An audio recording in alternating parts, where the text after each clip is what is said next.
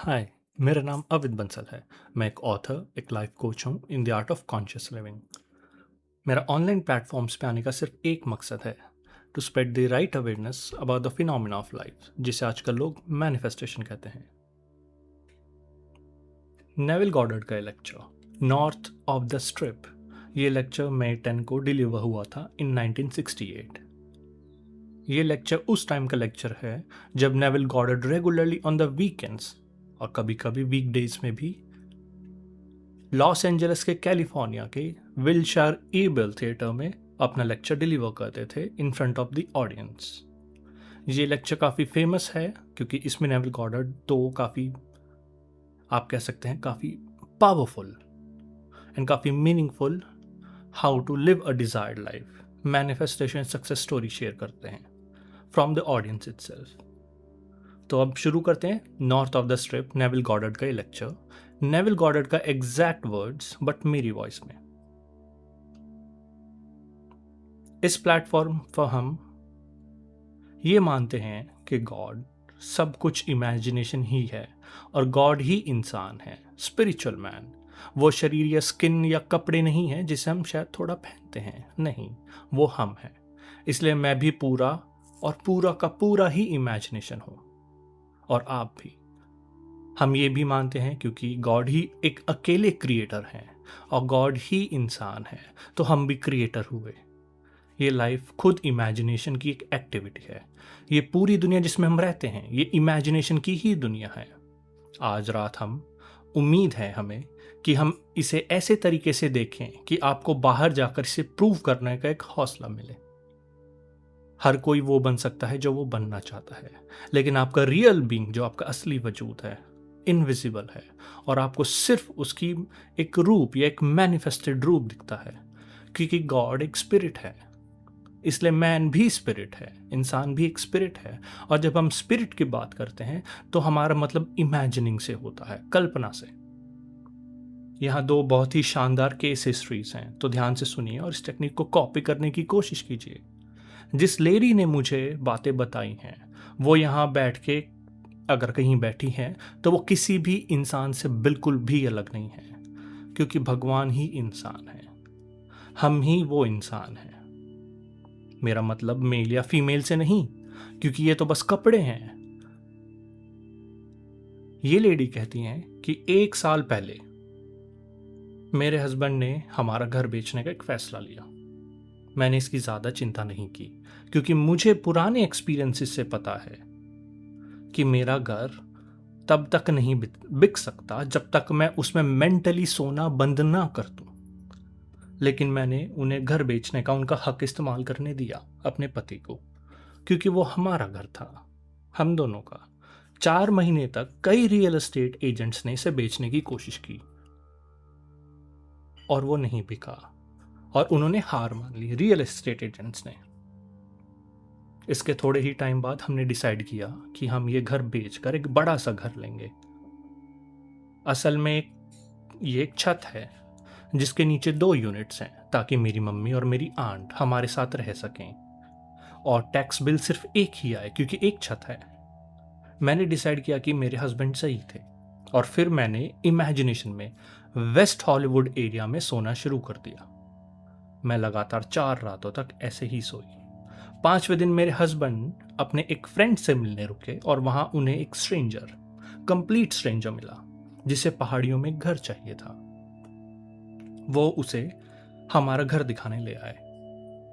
उसने एक बार घर देखा और खरीद लिया और हमारी मांगी हुई प्राइस दे दी। 10 दिन के अंदर हमें घर खाली करके मेरी मम्मी के पास शिफ्ट होना पड़ा। मेरे हस्बैंड को काम तुरंत करने की आदत है, तो उन्हें एकदम से नया घर चाहिए था, जल्द से जल्द। लेकिन अब हम 4 अडल्ट्स थे और हम 2 अलग लिविंग रूम वाला हमें घर चाहिए था, जिसमें शायद मैं और फिर मेरी मदर और आंट रह सकें। वो भी एक ही एरिया में चाहिए था, और इतनी जगह हो कि कोई नेबर हमारे सर पे ना बैठा हो, दूर दूर तक। हमारे पास 10 बिल्लियां हैं, 3 कुत्ते और एक तोता भी है। कुत्तों की सेफ्टी के लिए हमें बाउंड्री फेंस वाली जगह चाहिए थी। हमें स्ट्रिप के सभी रियल एस्टेट एजेंट्स को अपनी रिक्वायरमेंट्स बता दी हमने, क्योंकि मैं स्ट्रिप के नॉर्थ साइड में रहना चाहती थी। थोड़ा सा लेक्चर से हट के बताऊं, स्ट्रिप का मतलब एक एरिया के उसके अंदर देख रही थी स्ट्रिप, कि हाँ इस एरिया में मेरा घर हो। तो एक जगह रहती थी, मैं स्ट्रिप के दूसरी साइड जाके वो प्लान कर रही थी। कंटिन्यूइंग द लेक्चर, सभी ने हमसे कहा कि हम पागल हो गए हैं। लेडी रियल्टर्स तो खुल के हंसने लग गई, और जो आदमी थे वो बस उदास होकर देखने लगे। उन्होंने कहा कि ऐसी जगह हमें चाहिए, वैसी इस एरिया में एग्जिस्ट ही नहीं करती जैसी हमारी प्लानिंग है, जैसा हमें घर चाहिए, जो हमारी रिक्वायरमेंट है।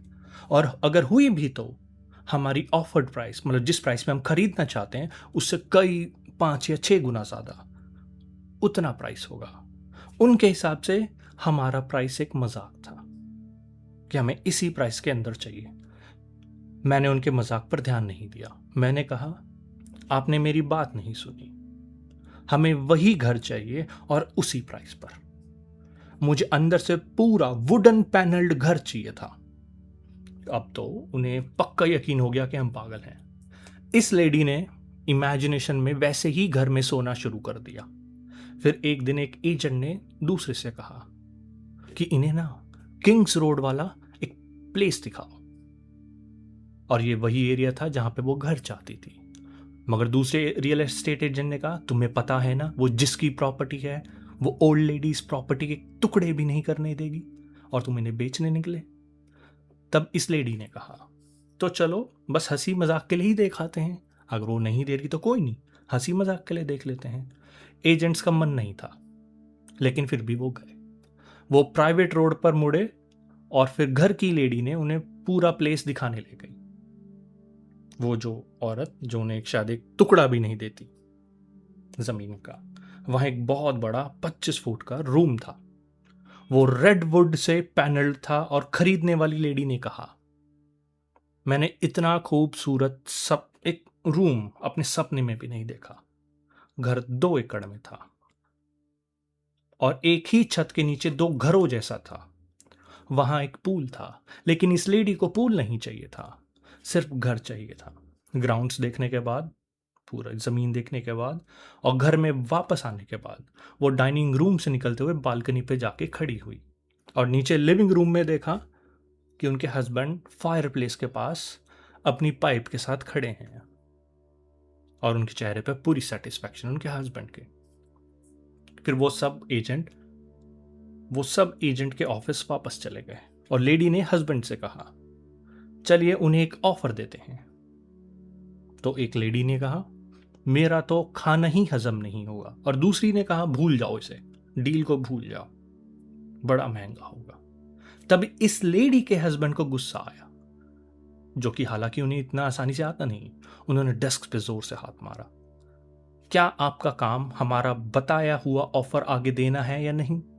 अगर है तो हमें ऑफर दीजिए। तीसरी एजेंट ने कहा, आराम से, मैंने उस ओल्ड वुमन जिसकी प्रॉपर्टी थी उसके हस्बैंड को जानती हूं मैं। उसने एक एजेंट को ऐसे परेशान किया था कि वो मरने की दुआ मांगने लग गया था, बहुत परेशान किया। हालांकि वो ऑफर देने पर राजी हो गए। लेडी ने आगे बताया, हम घर वापस आए, और उस रात सोने के बाद, इमेजिनेशन में उस घर को देखने के बाद, मैं लिविंग रूम के ऊपर ही उस बालकनी पे खड़ी हुई, जैसा इमेजिनेशन में सोच रहे हैं, और उस बालकनी की रेलिंग को पकड़ा, और फायर प्लेस के पास अपने हस्बैंड को दोबारा देखा अपने इमेजिनेशन में ही, और फिर वो उस इमेजिनरी एक्ट में ही सो गई। अगले दिन फोन बजा, और एजेंट ने कहा, आपने अपने लिए घर खरीद लिया है, सिंपल एज दैट। ओनर्स ने प्रॉपर्टी को बीच से आधा कर दिया, और उन्हें घर की 1 एकड़ जमीन मिल गई, क्योंकि 2 एकड़ का प्रॉपर्टी थी। ओनर ने बोला, हम आधा कर रहे हैं, आधा बेच दो। वही जो चाहते थे एज इट इज, और उसी प्राइस पर जो उन्होंने ऑफर किया। वो कहती हैं, ड्रीम हाउस में 12 दिन सोने के बाद, इमेजिनल एक्ट में, हमने उसे खरीद लिया, और अब हम ऐसे घर में रहने जा रहे हैं जिसे रियल्टर्स ने कहा था कि वो एग्जिस्ट ही नहीं करता। हमारा पहला घर दूसरी जगह 4 दिन सोने के बाद बिक गया और हमने बिना किसी एजेंट के बेचा और 5% कमीशन फैमिली में ही रख लिया। एक अनजान इंसान ने एक बार घर देखा और हमसे खरीद लिया। गॉड ही क्रिएट करता है। अगर आप जानते हैं कि आप कौन हैं, तो आप भी ऐसे ही क्रिएट करते हैं, क्योंकि आप ही गॉड हैं। आप कोई छोटे मोटे कीड़े मकोड़े वर्म नहीं हैं जैसे लोग कहते हैं। आप अभी शिकागो कन्वेंशन में मिल रहे हैं, ये बताने के लिए हम किसी कीड़े मकोड़े से बने हैं। शिकागो में कन्वेंशन हो रहा था जहां पे सेम टॉपिक पे बात होनी थी, तो नेविल गॉडर्ड उसी को एड्रेस कर रहे हैं कि अभी हम शिकागो कन्वेंशन में मिल रहे हैं, जहां पे हमें यह बताया जाएगा कि हम कैसे कीड़े मकोड़ों से बने हैं और हम इवॉल्व हो रहे हैं। गॉड इवॉल्व नहीं होते, वो कुछ ना होने से क्रिएट करते हैं। He creates from nothingness. वो कोई चीज बनाकर ये उम्मीद नहीं करते कि काश उनके पास इससे बेहतर बनाने की अकल होती। इसे गॉड की रिवीलिंग शब्दों में पढ़िए द बाइबल में। ये सब पहले से ही क्रिएटेड है, और जिसे हम एनिमल वर्ड कहते हैं, जो हम कहते हैं कि हमसे पहले आया था, वो मैन खुद ही है जो बाहर प्रोजेक्ट हुआ। और जैसे ही मैन बदल रहा है, इंसान बदल रहा है, वैसे ही दुनिया के एनिमल्स भी बदल रहे हैं। बाहर की पूरी जो वास्ट दुनिया है, ये निर्लोक और बेजान है, और इंसान इसे अलाइव बनाता है।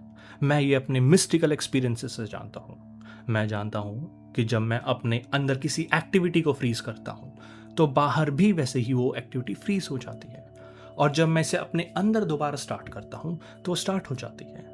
इस लेडी ने पहला घर तब तक नहीं बेचा जब तक उसने उस घर में सोना बंद नहीं कर दिया अपने इमेजिनल एक्ट में।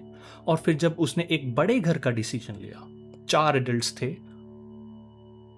कुछ कुत्ते, कुछ बिल्ली और एक तोता, स्पेशल प्राइवेसी स्ट्रिप के नॉर्थ में होने की प्रॉब्लम के बावजूद, फिर भी उसने ढूंढ निकाला। मैं कहता हूं कि जो आप बनना चाहते हैं वो बन सकते हैं, और आपको अपनी डिजायर, अपनी इच्छा के अलावा और किसी भी प्रिपरेशन की जरूरत नहीं है। ये लेडी ने उन रियल एस्टेट जो मैन थे, जो रियल एस्टेट एजेंट्स थे, उनसे बेहतर थी, जो 4 महीने में उनका घर भी नहीं बेच सके, और उसने 5% कमीशन भी बचा लिया। वो ऐसा करना चाहती थी और उसने कर दिखाया, क्योंकि वो पूरी तरह इमेजिनेशन है। लेकिन आप इसे तब तक नहीं जान पाएंगे जब तक आप इसे पूरी तरह प्रूव ना कर लें कि सच में काम करता है। मैं उसे कहता हूं कि उसके लिए कुछ भी इम्पॉसिबल नहीं, और आपके लिए भी, क्योंकि भगवान खुद इंसान बना ताकि वो एक दिन वापस भगवान बन सके। गॉड ही अकेला एक्टर है इस दुनिया में। एग्जिस्टिंग बीइंग और मैन, ये सिर्फ गॉड ही एक्ट है। Only God acts in this world. आप इन सब के बाइबल के ट्रुथ को भी देख सकते हैं, जिसमें बताया गया है, I am the way, the truth, the life. मैं ही रास्ता हूं, सच्चाई हूं और जीवन हूं। अगर मैं रिएक्ट करता हूं तो वो पैसिव या नेगेटिव साइड है, जिसे काफी लोग शैतान कहते हैं, सेटन। लेकिन अगर मैं इसे एक्ट करता हूं तो इसे गॉड या क्राइस्ट कहा जाता है। अगर मैं आज रात घर जाके ऐसे सीन इमेजिनेशन करता हूं जो मेरी ड्रीम को पूरा होने का एक इशारा दिखाता है, और फिर उसमें खो जाता हूं, तो मैं जानता हूं कि दुनिया की कोई भी ताकत इसे रियलिटी बनने से नहीं रोक सकती। आज मुझे एक लेटर मिला जिसमें मुझसे कुछ हेल्प मांगी गई। किसी दूसरे की हेल्प करने के लिए मुझे उसके अगल बगल होने की बिल्कुल जरूरत नहीं। बिना परमिशन के कोई दूरी या टाइम नहीं होती। आप इसे किसी और के लिए भी काम में ला सकते हैं, चाहे वो कोई भी हो, कोई भी।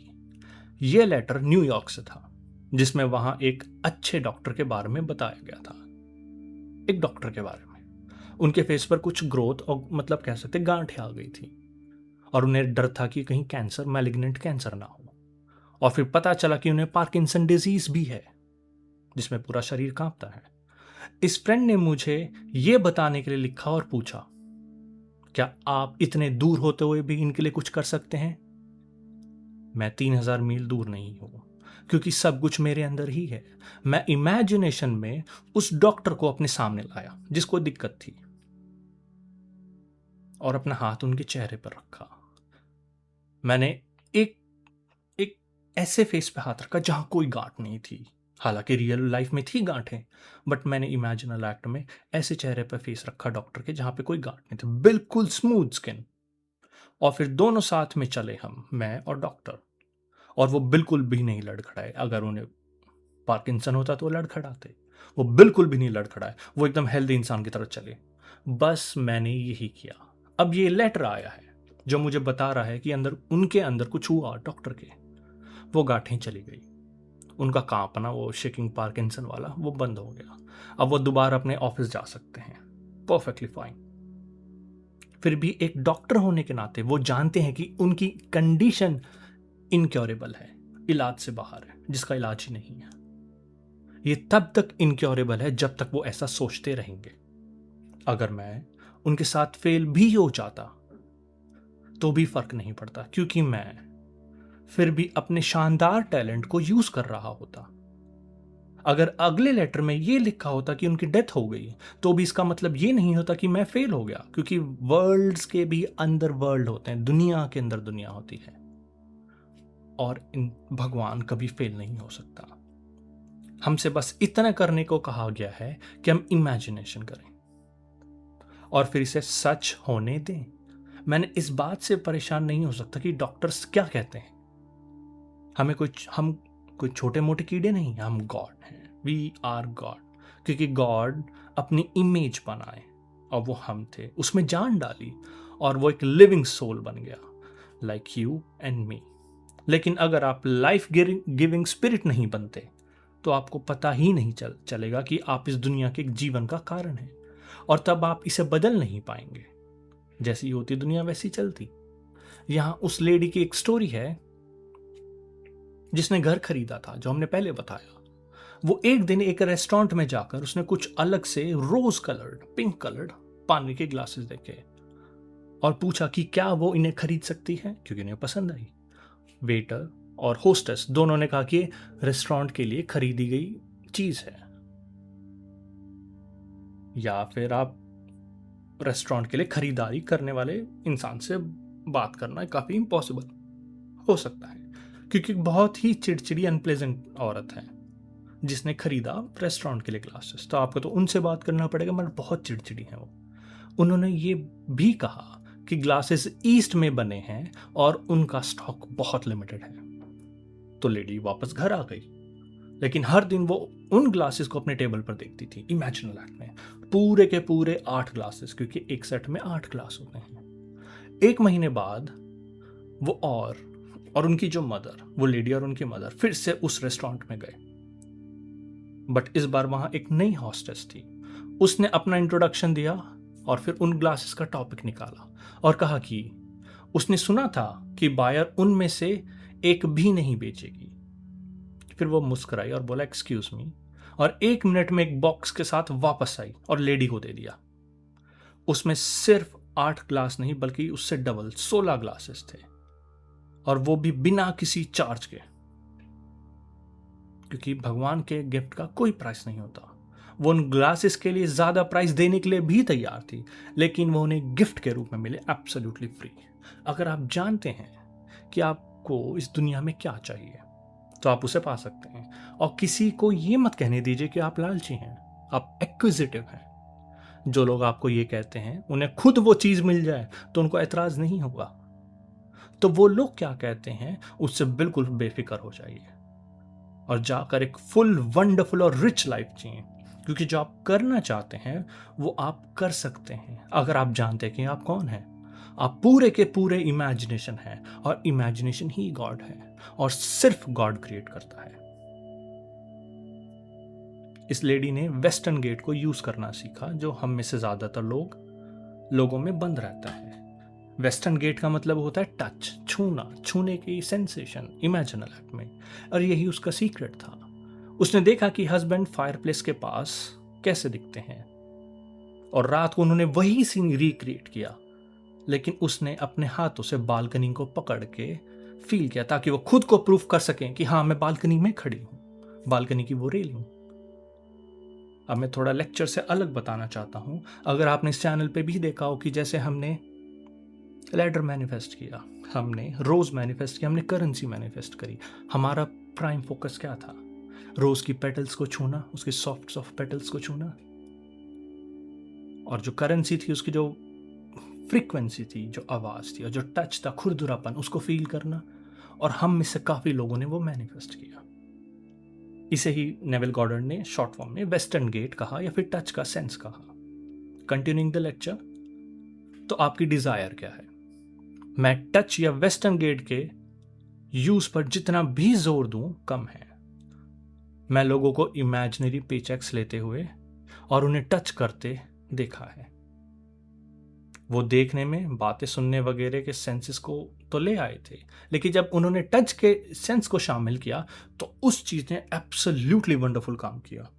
क्योंकि जब आप टच को लाते हो तो आप बंद वेस्टर्न गेट्स को खोल देते हो और फिर कुछ भी इम्पॉसिबल नहीं लगता।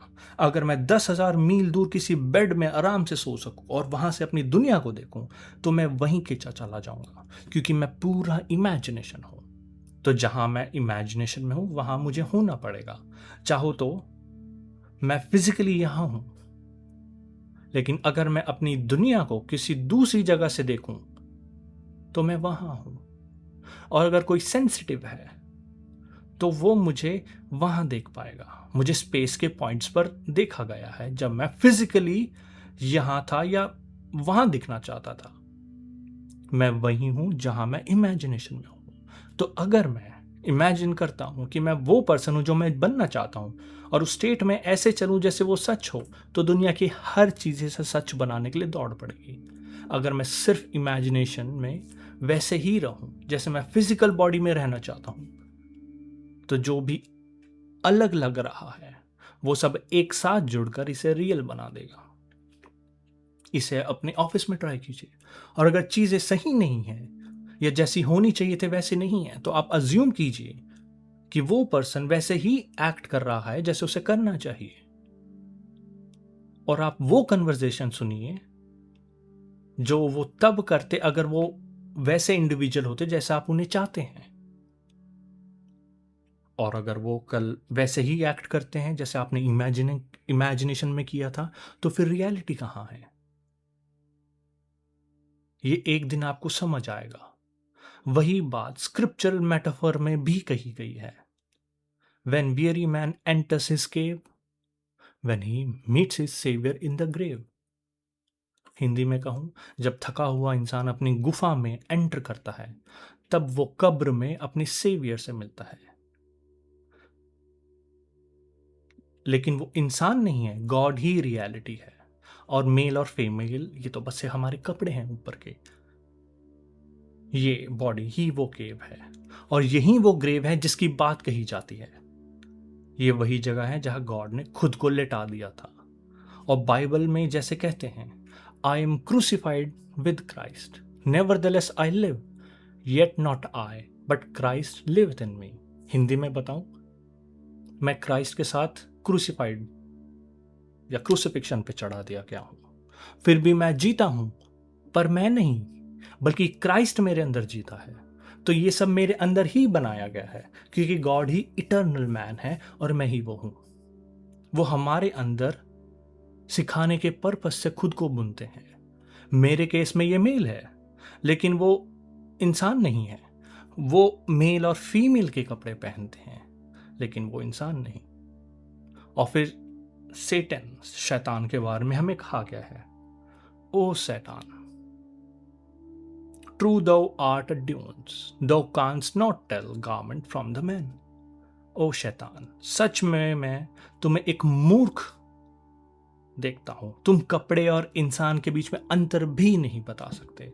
वो दिन आएगा जब आप कपड़ों की इस फैबुलस दुनिया को फ्रीज होते हुए देखोगे, लेकिन उस इंसान को आप नहीं देखते, क्योंकि आप ही वो इंसान है। और आप अवेयर हो जाते हो कि आपको क्या चाहिए, और फिर आप देखते हैं कि पूरी दुनिया आपको इन्फिनिट रिस्पॉन्स दे रही है। तो आप जिसे भी एक्टिवेट करते हैं आपको रिस्पॉन्स मिलता है। मेरे अंदर एक्शन स्टार्ट करने के बाद दुनिया को रिस्पॉन्ड करना ही पड़ता है। आज रात अपना ड्रीम लीजिए, एक ऐसा नोबल अच्छा ड्रीम बनाइए। एक ऐसा सीन क्रिएट कीजिए जो आपके ड्रीम को पूरा होने को दिखाए, और उस वेस्टर्न गेट को खोलिए जो कि टच है। यहां एक आदमी है जिसने अपने बैंक में डिपॉजिट किए कुछ पैसे, मेंटल डिपॉजिट, सिर्फ मन में, इमेजिनल एक्ट में। आप आर्ची फ्रैंकलिन की स्टोरी जानते हैं। वो मेंटली 2 अलग बैंक्स में गया और अपने बैलेंस पूछा और सुना कि उन्होंने उससे क्या कहा। उसने 2 महीने तक दिन में 3 बार ऐसा किया, इमेजिनल एक्ट में। फिर वो कैलिएंटे गया और $32,000 वापस लेके आया। जो उसने जीता वो बैंक डिपॉजिट सिर्फ $3 ज्यादा था, जस्ट $3 मुश्किल से, बट उसने वो सब चीजें मेंटली ऐड की। $32,000।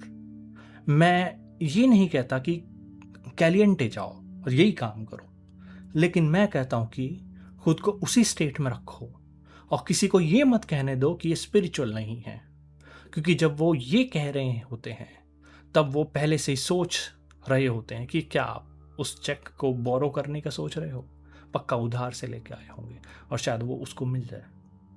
इस दुनिया में सब कुछ गॉड है और गॉड की क्रिएशन है और गॉड ही पूरा इमेजिनेशन है। यहाँ तक कि जो कपड़े हम पहनते हैं, जिन चेयर्स पे हम बैठे हैं, उन्हें भी कभी इमेजिन किया गया था और फिर वो रियलिटी में आए।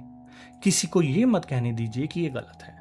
जो लोग आपके डिजायर, आपकी इच्छा को मारने को कहते हैं, वो अभी इतना आगे नहीं गए हैं, क्योंकि अगर मैं डिजायर को मारना चाहता हूं तो मुझे डिजायर ना करने का डिजायर से स्टार्ट करना पड़ेगा,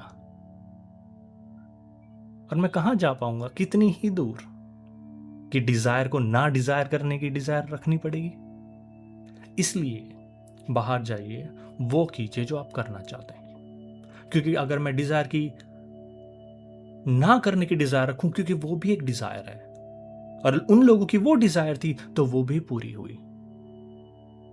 कोई बिना एकेडमिक बैकग्राउंड वाला इंसान आपको ये बता रहा है। मैं एक रिस्क लेकर आपको बता रहा हूं कि बाइबल की हर एक बात हायर लेवल पर सच है, लेकिन इसे फिगरेटिव तरीके से बताया गया है, प्रतीकात्मक तरीके से, और इंसान ने लिटरल ट्रुथ को मेटाफर से अलग अर्थ से कंफ्यूज कर दिया है। मैं अपने पेट के बल नहीं रेंगता और किसी छोटे सांप ने मुझसे आज तक बात नहीं की, जैसा जेनेसिस में लिखा है। फिर भी जो मतलब वो मेटाफर में सच है।